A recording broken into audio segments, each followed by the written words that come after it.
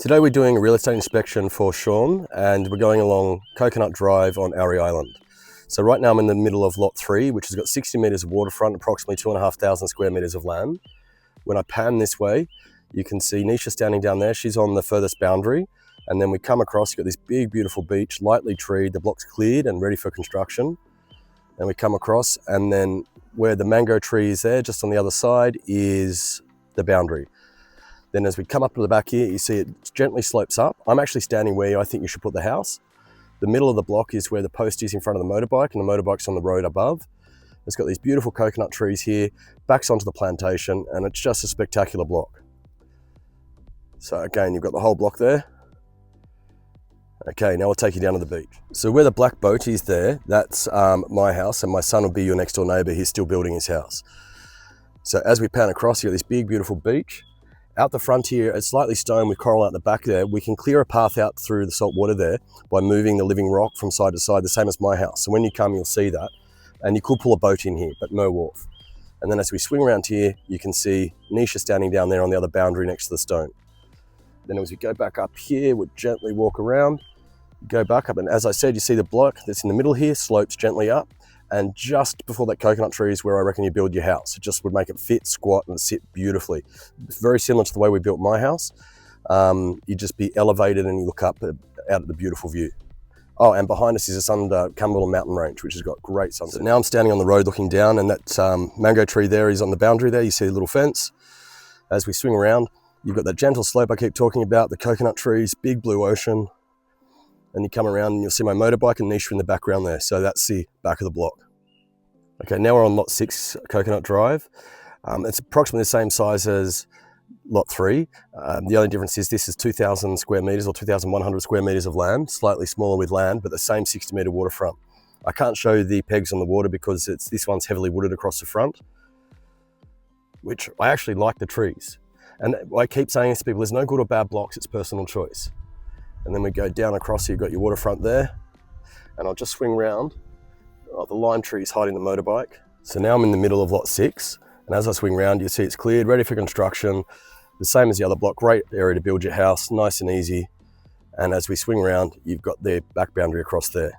And same thing, coconut plantation behind, absolutely beautiful. It's probably more level, but what I'm about to show you, this has a nice drop off to the salt water, so you can build a beautiful retaining wall. And remember, all these blocks are over 2 titles for the 60 metres of frontage, so you can build 4-4. As you can see, Nisha's standing up there, so it rises up, so you can build a beautiful retaining wall here and then drop down to the beach.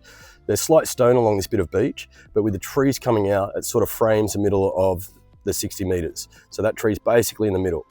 And as we swing around, the waterfront is, it's still beautiful. A little bit hard to get a boat in. We could do the same thing for swimming. There's no problem, move the stones and you'd have a beautiful area to swim. As I said, you'll see it when you come to my house. But this one does have a stone down here on the beach. But at the same time, it's just nice. It's, again, personal choice, depend what you want. I mean, these trees really do frame this little section. I'll just show you the other section of beach now. Check the shade out under these trees. It's absolutely awesome. And then as we come around, you've got the beach here again, which is quite nice. Exactly the same as the other side with the beach there, the retaining wall, come down, make your beach area.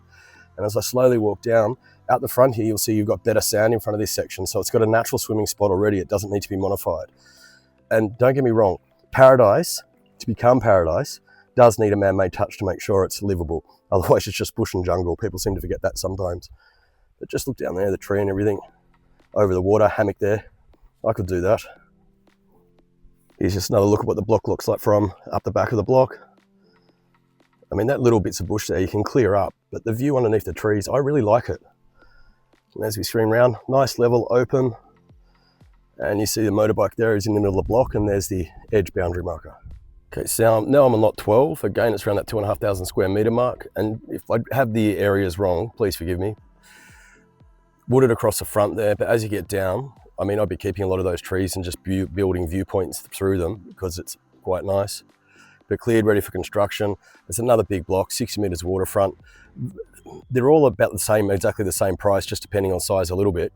And it's just personal choice, as I keep saying. Just across there where the, I don't know, creepers, crawlers on the ground there, the light green leaves, that's where one of the original French houses was. I think it was built in 1901 or something. It's not here anymore. But the French that came here picked that spot to, when they're putting the coconuts in, to build the house. So they must have saw something in it. I mean, it's a beautiful block. There's nothing wrong with the trees. Coconut grows behind.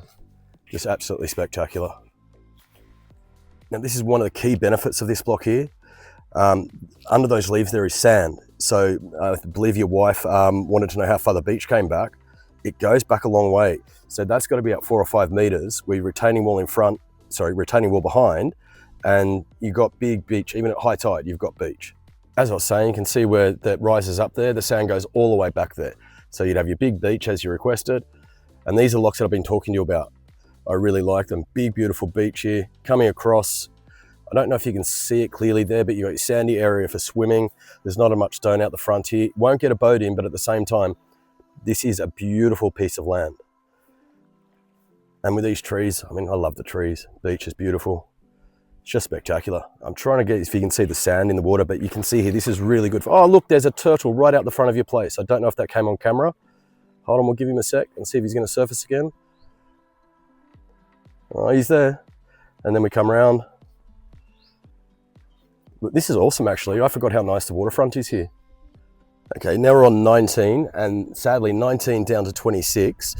There's a third-party interest in a partner that won't do vendor finance. So the blocks I've showed you can do vendor finance, but they're all about the same. People say, why did we clear it so heavily? We didn't clear it heavily.